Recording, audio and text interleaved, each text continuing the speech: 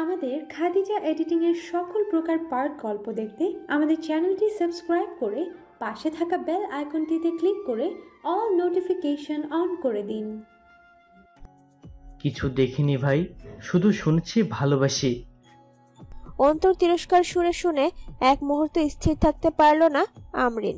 লজ্জায় অভিশঙ্কায় এক প্রকার ছুটে পালিয়ে গেল। অট্টহাসিতে ফেটে পড়ল সবাই। অন্তু দাঁত কেলিয়ে নিবিড়কে প্রশ্ন করল, আদ্র জানে তো ভাই, নাইলে কিন্তু বন্ধুর হাতে মারা পড়বি। বন্ধের ব্যাপারে ভীষণ কিন্তু পজিটিভ। ভালোবেসেছি বলেই অনুমতি পেয়েছি। নিবিড়ের কথায় উহু উহু করে উঠল সবাই। পায়েল, রিমি, সাগর, অন্তু ঝেঁকে ধরল নিবিড়কে ট্রিট দেওয়ার জন্য। নিবিড় হেয়ালি স্বরে বলে উঠল, বিয়েতে তো কবজি ডুবিয়ে খাবি। তোদের মতো রাক্ষসদের বারবার খাওয়ানোর টাকা নাই আমার। তবে ভিক্ষা দিতে আমি মোটেও কৃপণতা করি না। নিবিড়ের কথা শুনে সবগুলো মিলে কিলঘুষি দিতে লাগলো পিঠে। বেচারা নিবিড় সব সময় বেঁচে বেঁচে থাকতো, কিন্তু ভাগ্যের পরিহাসে এখন অন্তুর মতো কেলানি খাচ্ছে। নিজেকে পৃথিবীর সবচেয়ে অসহায় মানুষ মনে হচ্ছে এই মুহূর্তে। পায়েলের ফোন বেজে উঠল শব্দ করে। স্ক্রিনে ভেসে উঠল অভিক। সবাই ভ্রু নাচাতেই পায়েল জড়তা নিয়ে একগাল হাসল। অন্তু সবার অলক্ষ্যে একটা দীর্ঘ শ্বাস ছেড়ে শব্দ করে হেসে উঠল। পায়েলকে রাগানোর মোক্ষম সুযোগ সে কোনোভাবে হাতছাড়া করতে রাজি নয়। লজ্জা লজ্জা ভাব এনে বলল, উফ, তোরা এমন ভাবে তাকাবি না তো, আমার খুব লজ্জা পাচ্ছে। হাসির রোলে মুখরিত হয়ে গেল নিস্তব্ধ জায়গাটা। পায়ের আগে তেড়ে এলো অন্তুর দিকে দ্রুত গতিতে। অন্তুকে আর পায়েকে। পায়েল কাছে আসার আগেই অন্তু পগার পার। পায়েল থেমে গিয়ে হালকা হেসে অভিকের কল রিসিভ করে কথা বলতে বলতে অন্যদিকে চলে গেল। বাকি সবাই স্টেজের দিকে আসলো। কালো পাঞ্জাবির হাতা ফোল্ড করতে করতে আদ্র স্টেজের দিকে আসছে। সারাটা দিন ভীষণ ব্যস্ততার মধ্যে কেটেছে। আদরের বোনের বিয়েতে কোনো প্রকার ত্রুটি রাখতে চায়নি সে, তাই নিজ হাতে সবটুকু করেছে। মাথা প্রচন্ড ব্যথা করছে, ক্লান্তি দেহে ভর করেছে প্রখরভাবে, কিন্তু শ্যামাঙ্গিনীকে চোখে চোখে রাখার জন্য সকল ক্লান্তি কাটিয়ে রেডি হয়ে এলো। মেয়েটার সারাদিনের পায়চারি আজ তার চোখে পড়েছে। তাকে দেখার তৃষ্ণায় ছটফট করতে মেয়েটাকে নিজের বুকে মিশিয়ে নিতে প্রবল ইচ্ছে জেগেছিল। শত ব্যস্ততা থাকলেও ইচ্ছে করেই আজ দেখা দেয়নি আদ্র। আড়ালে দেখে গেছে মেয়েটার অস্থিরতা, অসম্ভব শান্তি অনুভব করছে আজ। 4 বছরে তাকে কাছে না পাওয়ার বিষাক্ততার বিষ শ্যামাঙ্গিনী নিজেই কাটিয়ে দিয়েছে। বাগানের কাছে আসতেই পা দুটো থমকে গেল আদ্রর। নীল বর্ণের দু চোখে লাল আভা ছড়িয়ে পড়ল। রক্ত জবানায় টকটকে লাল চোখ দুটো এক দৃষ্টিতে বাগানের এক কোনায় দুটো মানুষের উপর নিবদ্ধ। পূর্ব নিষ্পলক চেয়ে আছে তুলির দিকে। তুলির খানিকটা অস্বস্তি লাগলেও সামলে নিল। কোনো ক্রমেই আর আদ্র নামক মানুষটার কথা ভাববেও না। আদ্রকে এড়িয়ে যাওয়া নিজের জন্য শ্রেয় মনে করল, কারণ সে তো আদ্রর যোগ্য নয়, তা আদ্র নিজ মুখে স্বীকার করেছে। এমন এক বাক্য শোনার পর তুলির প্রচন্ড কষ্ট হচ্ছে, তবুও ঈর্ষিতার জন্য নিচে গেল। কোনোভাবে কাউকে বুঝতে দেওয়া যাবে না সে আদ্রর জন্য দুর্বল, তবে দেখা যাবে অযোগ্য বলে সরাসরি অপমান করা হবে তাকে। সেই ভয়ে তুলি পিছিয়ে গেল, আদ্রর মুখোমুখি না হওয়ার দৃঢ় পণ করল। মনে প্রাণে দোয়া করলো আদ্রর জীবনের যোগ্য কারো আগমন হোক, কিন্তু মন তুলির মরে যেতে ইচ্ছে করছে। আদ্রকে দেখাতে ইচ্ছে করছে কষ্টগুলো, চিল্লিয়ে বলতে মন চাইছে, দেখুন না ডাক্তার সাহেব, আমি ভেতরে ভেতরে মৃত্যুবরণ করছি, নিজের অস্তিত্ব হারিয়ে ফেলছি। দয়া করে রক্ষা করুন আমায়, ভিক্ষা দিন আপনাকে।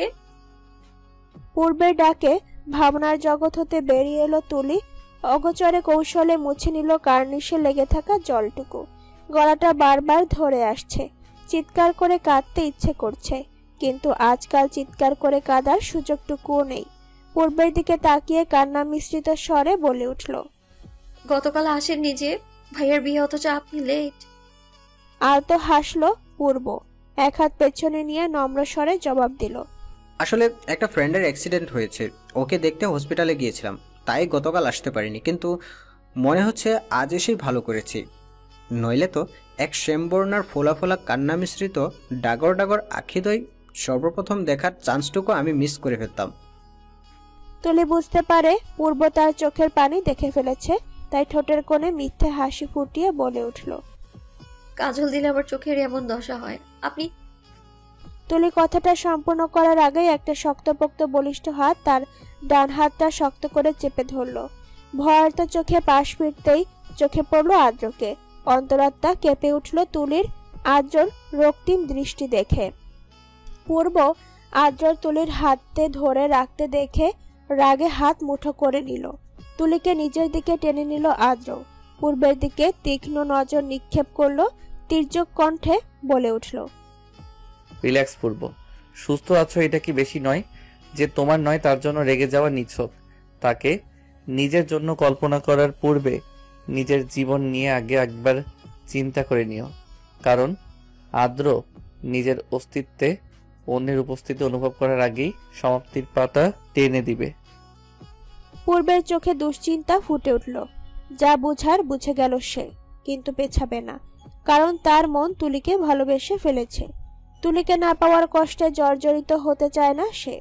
আপাতত চলে যাওয়াই সঠিক মনে হলো তার। তুলি আর্যর কথা না বুঝলেও তার শক্তির কাছে পেরে উঠতে পারছে না।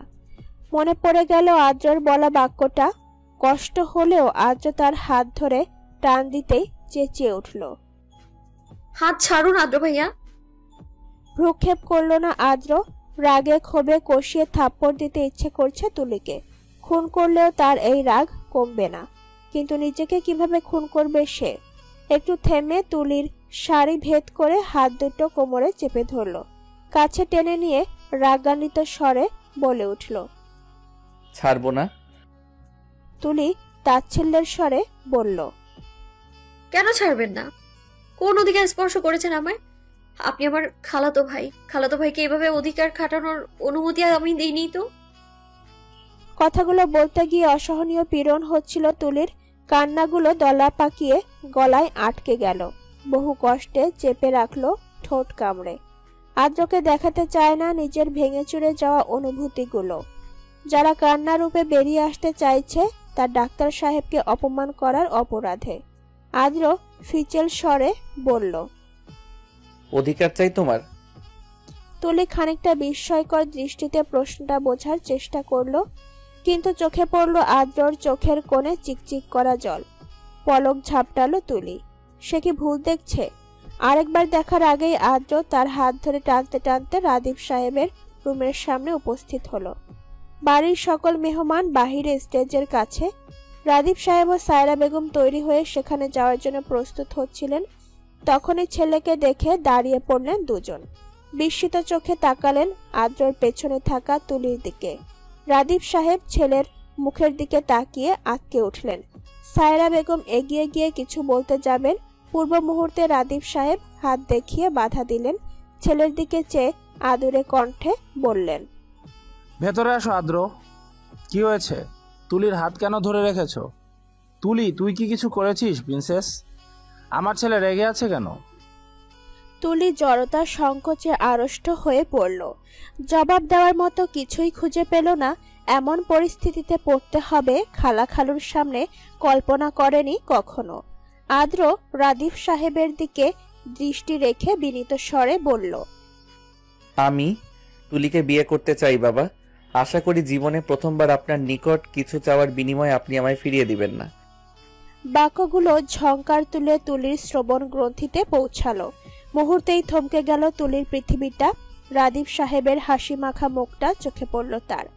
সেই হাসি মাখা মুখখানা উপেক্ষা করে সায়রা বেগমের দিকে তাকিয়ে শান্ত ও স্পষ্ট কণ্ঠে বলে উঠল, কিন্তু আমি পূর্ব ভাইয়াকে বিয়ে করতে চাই খালামণি।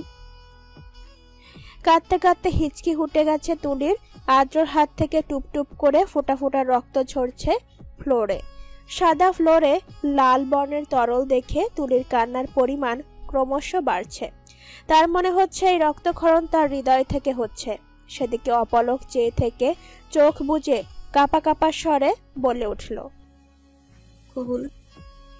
পরপর আরো দুবার বলে মায়ের বুকে মাথা গুজে অঝোর ধারায় কাঁদতে লাগলো তুলি। আদ্রর রক্তিম চেহারার দিকে তাকানোর সাহস আর তার নেই। অন্যায় করেছে সে, বিরাট অন্যায়। আজ তুলি উপলব্ধি করতে পারছে শুধু ভালোবাসলেই হয় না, ভালোবাসার মানুষটার উপর বিশ্বাস স্থাপন করতে হয়, বুঝে নিতে হয় মানুষটার অপ্রকাশিত অনুভূতি। আফসানা বেগম মেয়েকে শক্ত করে নিজের সাথে জড়িয়ে ধরলেন, মাথায় হাত বুলাতে বুলাতে বললেন, কাঁদছিস কেন আম্মু? বিয়েতে কি তোর অমত ছিল? তুলি কাঁদতে কাঁদতে বলে উঠল, না আম্মু, আমি নিজের ইচ্ছেতেই বিয়ে করেছি, কিন্তু আদ্র ভাই আর খালাবুড়ি তো আমাকে কখনো ক্ষমা করবে না। আমি কিভাবে ওনাদের মুখ দেখাবো? আমি নিয়ে চলো প্লিজ, নিয়ে চলো এখান থেকে। তুলির কান্না মিশ্রিত স্বরের কথাগুলো রুমে উপস্থিত সবারই কর্ণগোচর হলো। সায়রা বেগম ধীর পায়ে হেঁটে এসে তুলির পাশে বসলেন। আফসানা বেগমের কাছ থেকে টেনে নিজের কাছে আনলেন তিনি। কেঁদে কেঁদে চোখ মুখ ফুলিয়ে ফেলেছে মেয়েটা, তার থেকে বেশি সারা চেহারা জুড়ে ভয় ও অনুশোচনার ছাপ। সায়রা বেগমের বুঝতে অসুবিধা হলো না, অনুশোচনায় কষ্টে ভেতর থেকে ক্ষত বিক্ষত হয়ে যাচ্ছে মেয়েটা।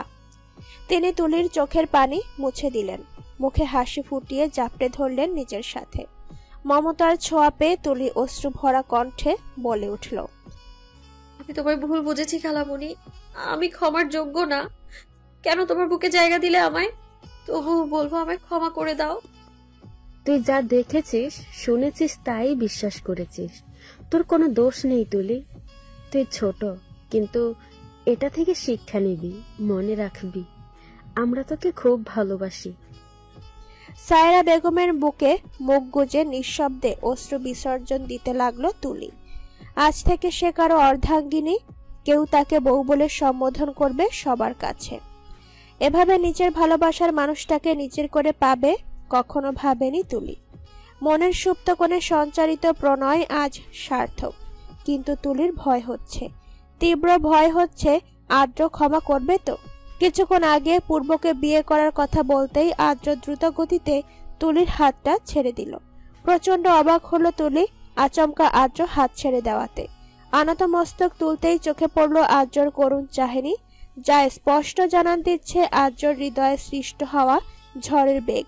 সায়রা বেগম ছেলের চাহনি দেখে আঁতকে উঠলেন, এগিয়ে এসে তুলির দুহাত আঁকড়ে ধরে ভয়ার্ত কণ্ঠে বললেন, কি বলছিস মা?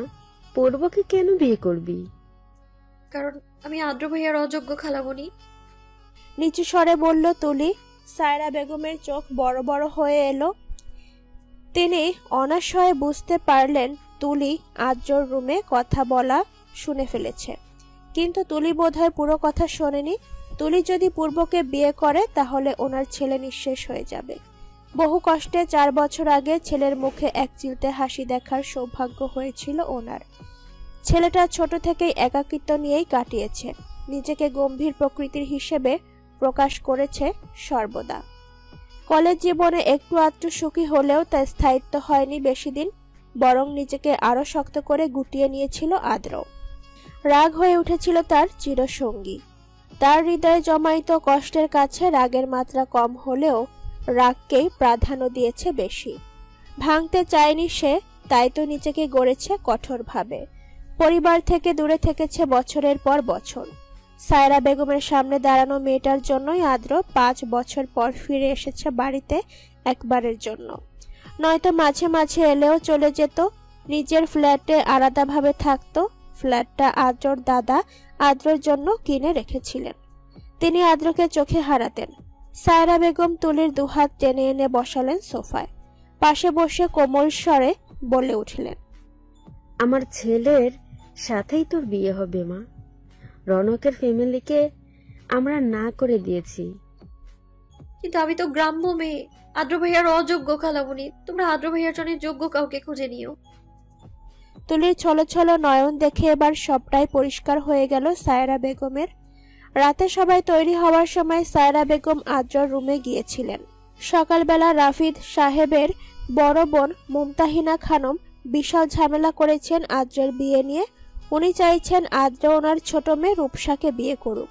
রাদীপ সাহেব রূপসাকে ছেলের বউ করে নিয়ে যাবেন বলে বড় বোনকে কথা দিয়েছিলেন, কিন্তু ছেলে বেঁকে যাবে তা তিনি ভাবেননি। তাছাড়া ছেলেকে তিনি খুব ভালোবাসেন, তাই ছেলের খুশি ওনার কাছে মুখ্য। আদ্র অন্য কাউকে বিয়ে করতে চায় সেটা জানতে পেরেই মুমতাহিনা খানম ইচ্ছে মতো গালাগাল করেছে সেই মেয়েকে। বাড়ির সবাই সেই খবর না জানলেও ড্রয়িং রুমে যারা উপস্থিত ছিল তারা সবাই জেনেছে। আদ্র সন্ধ্যার দিকে বাড়ি ফিরেই কাজের মেয়ে রিমার কাছ থেকে সব শুনেছে। রিমা আবার আদ্র ভক্ত। বিয়ে উপলক্ষে আদ্রদের সাথে এসেছে এখানে। সব শুনে আদ্র হাত মুষ্টিবদ্ধ করে নিল। সায়রা বেগম ছেলের অবস্থা দেখে রিমাকে দমকে আদ্রর পিছু পিছু রুমে এলেন। রুমে এসে হন্তদন্ত হয়ে বলতে শুরু করেছিলেন, তুলি অযোগ্য গ্রাম্য মেয়ে, এসব আমাদের দৃষ্টিতে নয় আদ্র। তোর ফুফু আম্মা রাগের মাথায় বলে ফেলেছে, প্লিজ কোনো সিন ক্রিয়েট করিস না, ইনশিতার বিয়েটা মিটে যাক। তার ছেলের হাসি হাসলো আদ্র, গম্ভীর কণ্ঠে বলে উঠল,